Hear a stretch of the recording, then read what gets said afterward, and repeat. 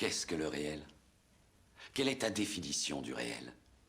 Si tu veux parler de ce que tu peux toucher, de ce que tu peux goûter, de ce que tu peux voir et sentir, alors le réel n'est seulement qu'un signal électrique interprété par ton cerveau.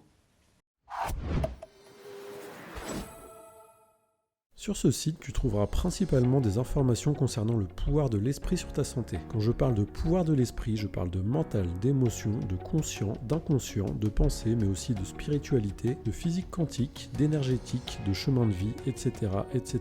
Bref, tout ce qui concerne la partie invisible de ta santé. Mais avant tout, laisse-moi me présenter. Je m'appelle Benjamin Hamel, j'ai 35 ans, je suis originaire du Havre et je me passionne pour les capacités que possède notre corps à pouvoir s'auto-guérir, et plus particulièrement au pouvoir de notre cerveau, de notre mental et de nos émotions à influencer notre corps physique, mais aussi au domaine spirituel.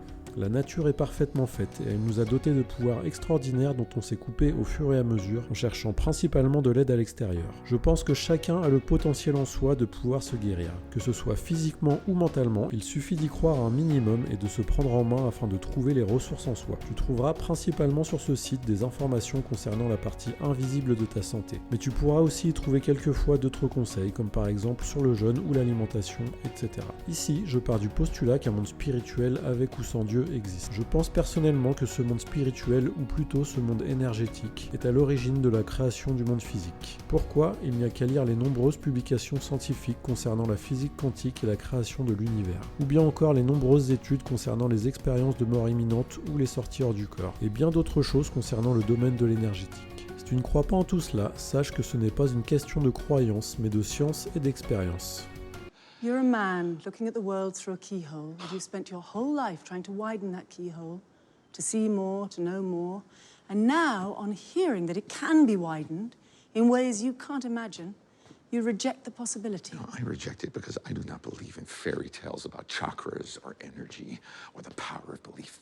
There is no such thing as spirit. Depuis que nous sommes petits, on nous enseigne que c'est le cerveau qui crée la conscience. La logique veut donc que si le cerveau meurt, la conscience aussi. Mais vous seriez surpris de savoir qu'aucune étude scientifique ne peut démontrer cela. Bien au contraire, les dernières recherches démontrent que le cerveau serait une sorte d'antenne de la conscience, et que celle-ci serait en fait délocalisée. Par exemple, quand vous regardez la télévision, si vous éteignez celui-ci ou que votre télé ne fonctionne plus, le programme lui continuera toujours à être diffusé, car il n'est pas directement intégré à l'intérieur de celui-ci. De plus, il se pourrait que le cerveau agisse comme un filtre sur la conscience. Celui-ci nous permettrait de capter une seule réalité à la fois, à l'image de la télévision qui ne peut diffuser qu'une seule chaîne à la fois. Ces dernières recherches sur le cerveau humain et sur la physique quantique rendent aussi beaucoup plus compréhensibles les phénomènes tels que les expériences de mort imminente, les sorties hors du corps, la médiumnité, le reiki, le magnétisme, la vision à distance, la télépathie, etc., etc., dont beaucoup d'êtres humains font l'expérience depuis des millénaires, quelle que soit leur origine, leur culture ou leur religion. Les plus grands scientifiques de ce monde, qu'ils soient vivants ou morts, comme Albert Einstein, nous enseignent que tout ce qui nous entoure est fait d'énergie et que le vide n'existe pas. Nous sommes en fait tous reliés les uns les autres par cette même énergie.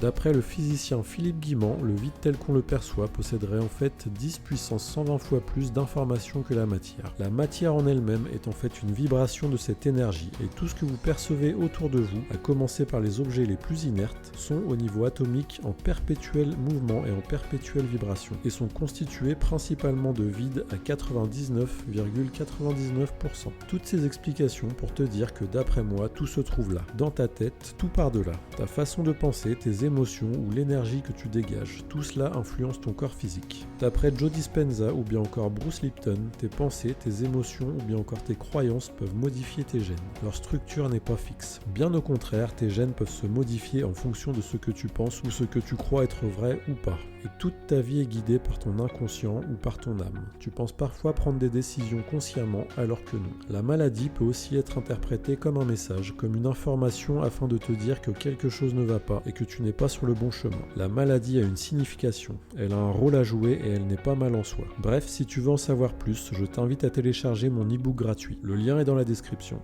Mais attention, tu pourrais ensuite devenir aussi fou que moi. Allez, tchuss! Tchuss. Oublie pas, pense à t'abonner et surtout, prends-toi en main. Alors, prends-toi en main.